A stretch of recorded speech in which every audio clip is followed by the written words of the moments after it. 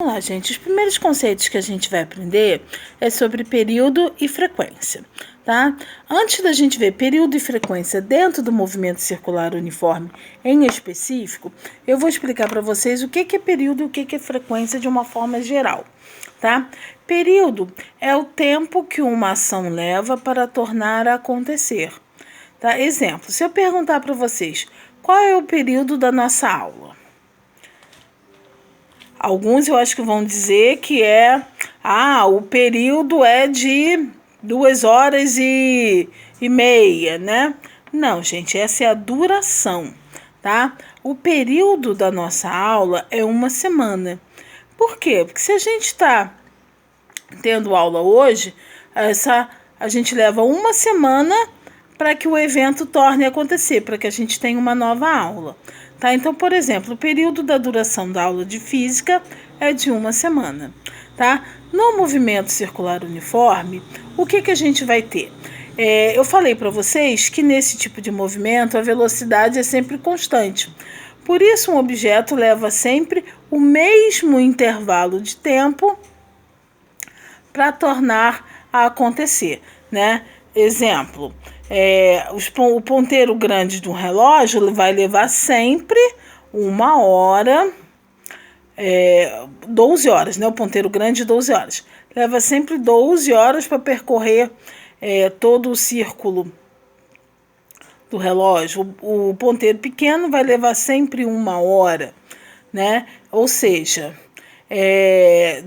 o período gasta sempre, no movimento circular uniforme, gasta sempre o mesmo tempo para dar voltas completas na sua trajetória. Tá legal? E período, como é unidade de tempo, a gente mede período em segundos, tá legal?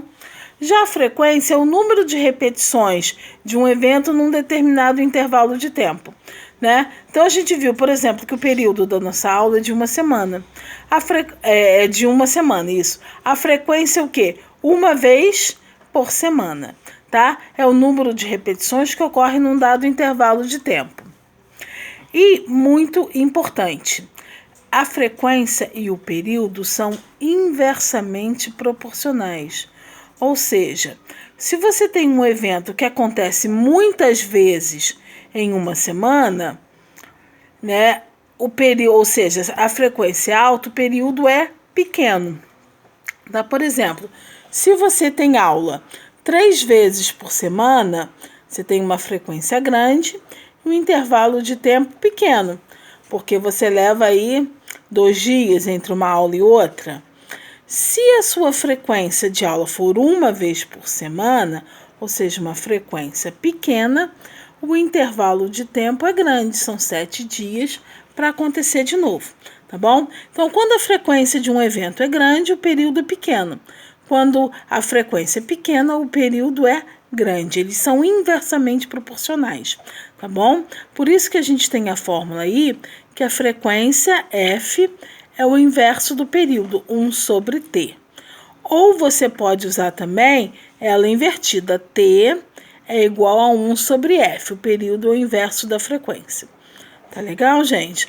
Como eu falei para vocês, o tempo é o período é uma medida de tempo, portanto, a gente usa a unidade de segundos. Frequência é uma grandeza nova, a gente vai precisar de uma unidade nova para ela, tá? Então, a frequência a gente mede em Hertz. Tá legal? É a unidade do SI para frequência. A gente mede frequência em Hertz. Beleza? Então, vamos lá. O próximo conceito que a gente vai ver é a velocidade linear no movimento circular uniforme, tá? Por quê? Porque no movimento circular, a gente tem 2 tipos de velocidade. A gente tem a velocidade linear e a gente tem a velocidade angular, tá? Primeiro vamos ver a linear. Então, olha o que eu coloquei aí para vocês. Vamos considerar um carro fazendo uma trajetória circular, como no desenho abaixo. Só que o desenho está no outro PowerPoint, tá, gente? Que não coube nesse aí. A velocidade do carro é constante, porque o movimento é uniforme.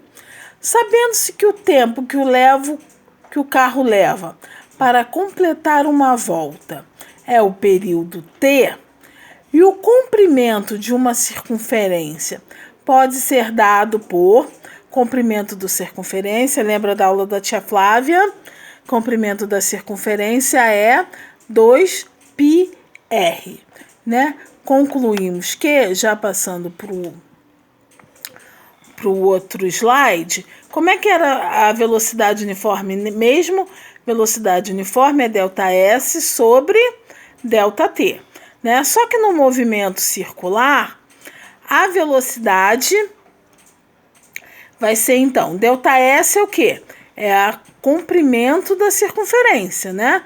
Já que o movimento é circular. Então, o comprimento da circunferência é 2πr.